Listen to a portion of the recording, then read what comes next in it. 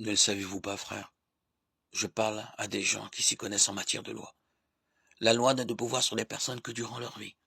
Ainsi, la femme mariée est liée par la loi à son mari, s'il est vivant. Mais si le mari est mort, elle est affranchie de la loi du mari.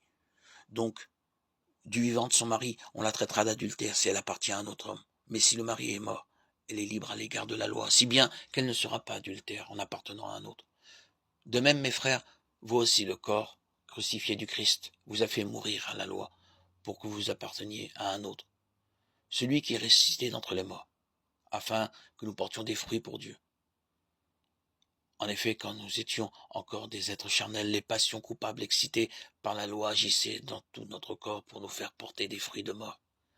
Mais maintenant, nous avons été affranchis de la loi, étant morts à ce qui nous entravait. Ainsi, nous pouvons assurer un service nouveau, celui de l'esprit, au lieu du service ancien, celui de la lettre de la loi.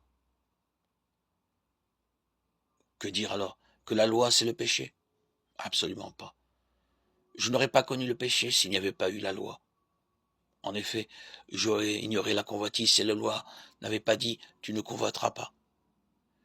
Mais le péché a saisi l'occasion, et par le commandement, il a produit en moi toutes sortes de convoitises, car sans la loi, le péché est chose morte. Et moi, jadis, sans la loi, j'étais en vie. Mais quand le commandement est venu, le péché est devenu vivant. Et pour moi, ce fut la mort.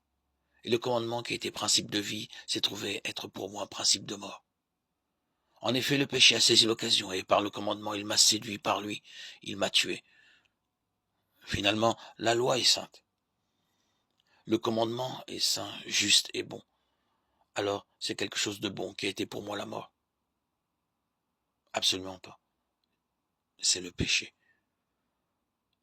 Pour qu'on voit bien qu'il est le péché. Il s'est servi de quelque chose de bon pour causer ma mort.